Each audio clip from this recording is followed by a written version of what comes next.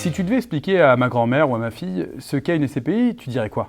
Alors je dirais à ta grand-mère qu'elle se regrouperait avec plusieurs de ses voisins pour acheter plusieurs immeubles dans lesquels il y aurait plusieurs locataires qui paieraient des loyers et ces plusieurs personnes se partageraient ces loyers. Peux-tu me résumer le groupe Corum en 3 mots? Ouais, alors en 3 mots, engagement, parce que sur chacun de nos produits, on se fixe des objectifs de performance et on essaie de les tenir et c'est ce qu'on fait depuis 9 ans. Le second, ça serait expertise, parce qu'on fait tous les métiers de l'immobilier nous-mêmes, de la recherche de l'immeuble à sa gestion jusqu'à la revente. Et ensuite, indépendance, parce qu'on a un groupe 100% indépendant dont le capital appartient au manager. En 2020, vous pensez collecter combien environ? Autour de 500 millions d'euros. D'accord. Et avec toute cette réussite, vous n'avez pas pris un peu le melon? Je ne sais pas si je te donne l'impression d'avoir pris le melon. Non, on est simplement très content de tenir nos engagements et de satisfaire nos clients en continuant à délivrer de la performance. Toi, personnellement, si tu devais investir 10 000 € aujourd'hui, tu investirais dans quoi? Corum XL, Origine, Eurion? Alors j'investirais en fonction de mon profil de risque et en fonction des recommandations de mon conseiller surtout. Mais du coup, comme je connais un petit peu les produits, j'investirais sur Corum XL en nue propriété. Et l'une des 3 SCPI fera-t-elle moins de 6% de rendement en 2020?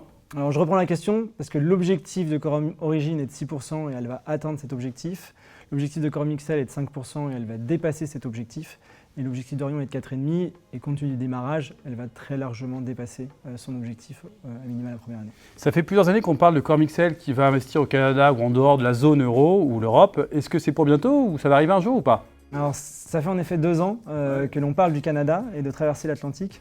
Ça devrait se concrétiser dans les prochaines semaines ou les prochains mois, mais rien n'est encore acté. En tout cas, on y travaille d'arrache-pied.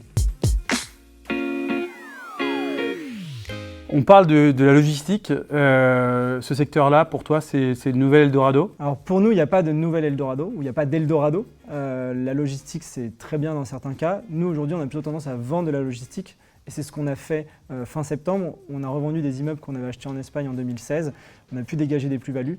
Donc notre souhait vraiment, c'est d'acheter quand les prix sont bas et de revendre quand les prix sont plus élevés. Et c'est ce qu'on fait avec la logistique en ce moment. Avec cette crise sanitaire, est-ce qu'on n'a pas des risques sur les valeurs d'expertise et donc sur les valeurs de prix de part qui peuvent baisser éventuellement? Alors, si ta question est de savoir si les prix de part vont baisser, ma réponse est non, parce que nous n'avons pas encore les valeurs d'expertise.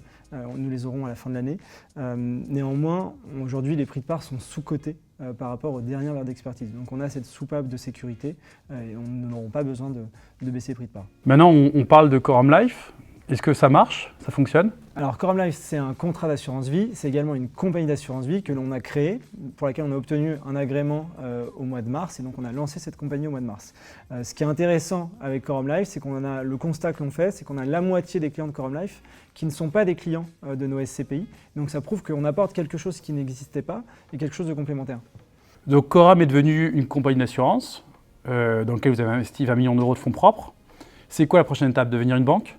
Alors, laisse-nous consolider nos acquis sur les SCPI, consolider nos acquis également sur la compagnie d'assurance vie.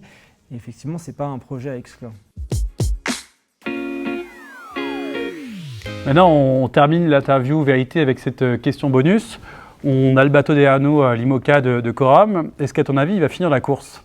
Alors on l'espère évidemment, on lui souhaite de tout cœur. En tout cas, il est prêt. Il est au Sable d'Olonne depuis mi-octobre. Il a eu l'occasion de s'entraîner, de vraiment maîtriser son bateau. Donc maintenant, on lui souhaite le meilleur pour le départ du 8 novembre. Merci Baptiste. Merci Julien.